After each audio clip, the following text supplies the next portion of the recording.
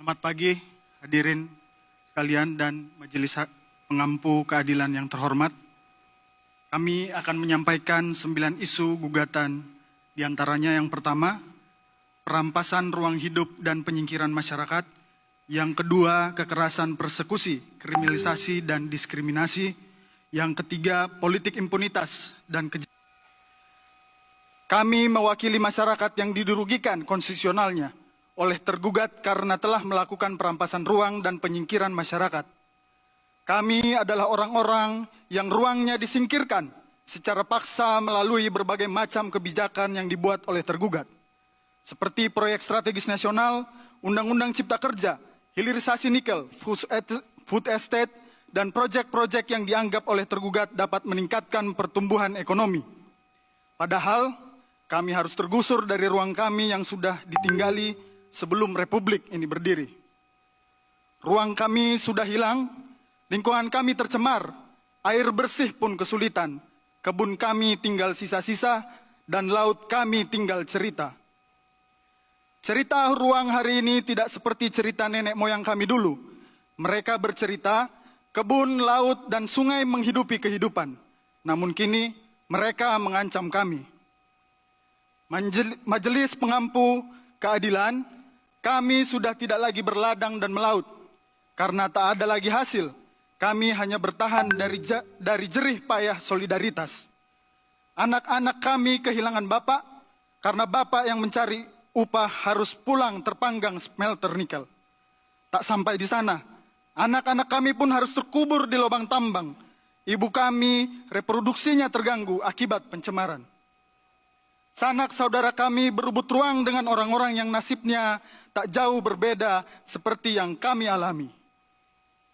Anak-anak kami bercerita, di kota ia hanya berebut kos dan ongkos untuk bertahan. Kami telah bertahan dengan situasi yang buruk, bertahan dan senantiasa melawan, namun kami dikriminalisasikan dan nyawa pun jadi taruhan.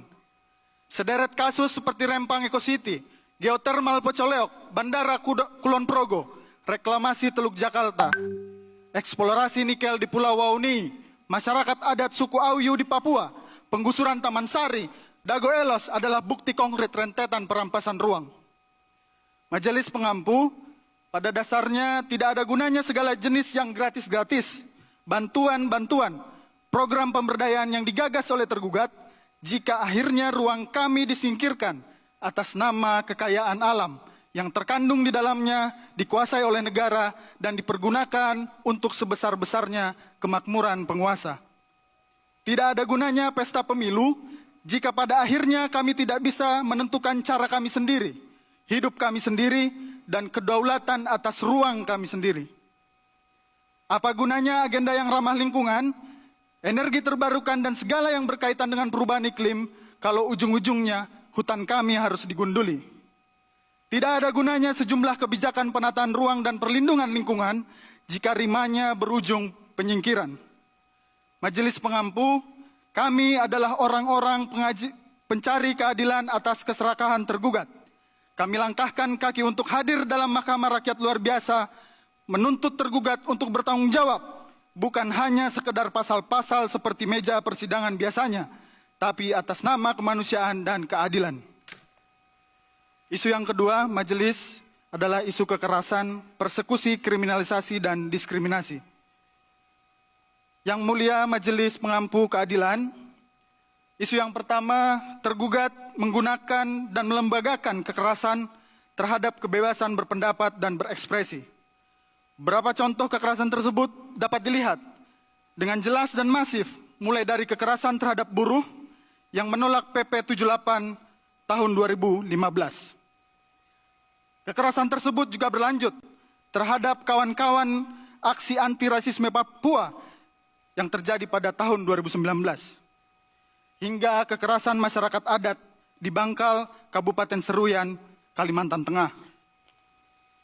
Yang kedua, tergugat terus membuka ruang bagi praktik-praktik penyiksaan dan perlakuan atau penghukuman lain yang kejam, tidak manusiawi atau merendahkan martabat manusia. Menurut catatan Kontras, setidaknya dalam kurun waktu 2002 hingga 2003, ada 54 peristiwa penyiksaan dan perlakuan atau penghukuman yang kejam, tidak manusiawi atau merendahkan martabat manusia. Yang ketiga, tergugat masih konsisten mempertahankan hukuman mati dan bahkan telah melaksanakan 3 gelombang eksekusi terhadap pidana mati. Yang pertama, 18 Januari 2015, yang kedua 29 April 2015, yang ketiga pada 29 Juli 2016. Amnesty International mencatat, pada 2021 terdapat 114 vonis hukuman mati, sedangkan pada 2020 sebanyak 117 vonis. Tingginya jumlah vonis hukuman mati tersebut sejalan dengan bercokolnya delik-delik pidana yang diancam hukuman mati.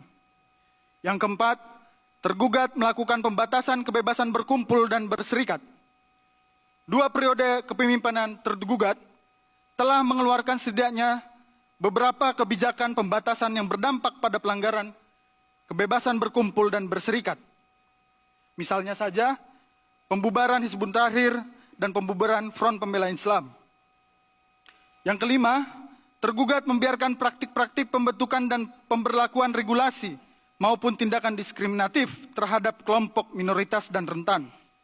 Selama 2 periode masa pemerintahan yang dijalankan, tergugat mempertahankan dan bahkan membiarkan lahirnya berbagai regulasi yang diskriminatif terhadap kelompok minoritas dan rentan. Komnas Perempuan mencatat 20 kebijakan yang membuat diskriminasi baik secara langsung ataupun tidak langsung terhadap perempuan. Kebijakan diskriminatif masih menggunakan pola pengaturan yang sama, yaitu potensi kriminalisasi. Selain itu, terdapat pula regulasi-regulasi yang mengancam kelompok dan rentan lain, seperti pembentukan dan pemberlakuan regulasi anti-LGBTIQ+, dan masih bercokolnya regulasi yang mengancam kelompok minoritas agama dan keyakinan. Nomor 6, tergugat membuka ruang dan membiarkan praktik-praktik persekusi terhadap kelompok minoritas dan rentan. Regulasi ini tindakan berupa pernyataan-pernyataan diskriminatif sebagaimana dijelaskan di atas. Aktornya adalah non-negara, dalam hal ini kelompok-kelompok yang mengatasnamakan identitas mayoritas. Kelompok-kelompok tersebut kerap menggunakan regulasi anti kelompok minoritas maupun pernyataan diskriminatif pejabat publik sebagai justifikasi bagi persekusi yang dilakukannya.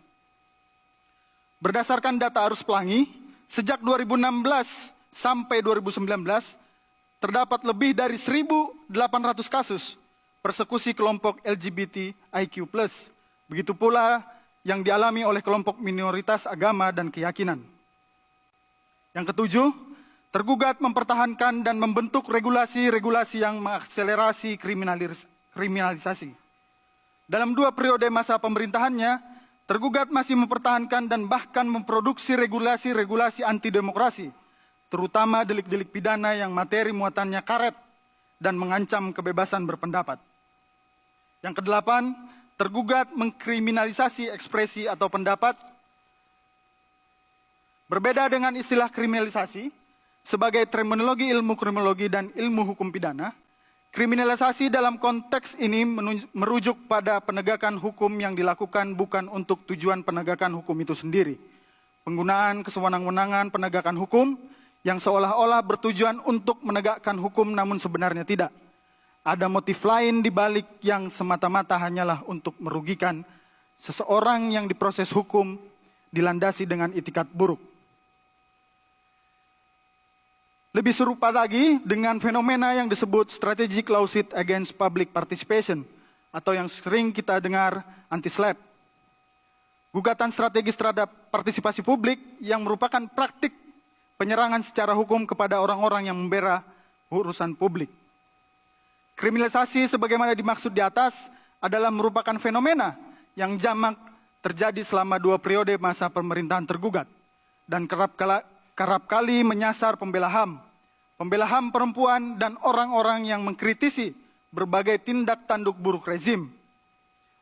Menurut SafeNet, selama Januari hingga September ada 112 orang yang menjadi terlapor atau korban kriminalisasi ekspresi di Indonesia. Hal tersebut juga merupakan implikasi dari masih bercokolnya delik-delik pidana yang materi muatannya karet. Demikian isu yang pertama. Yang kedua, majelis. Untuk isu selanjutnya akan dibacakan oleh rekan kami Fadil.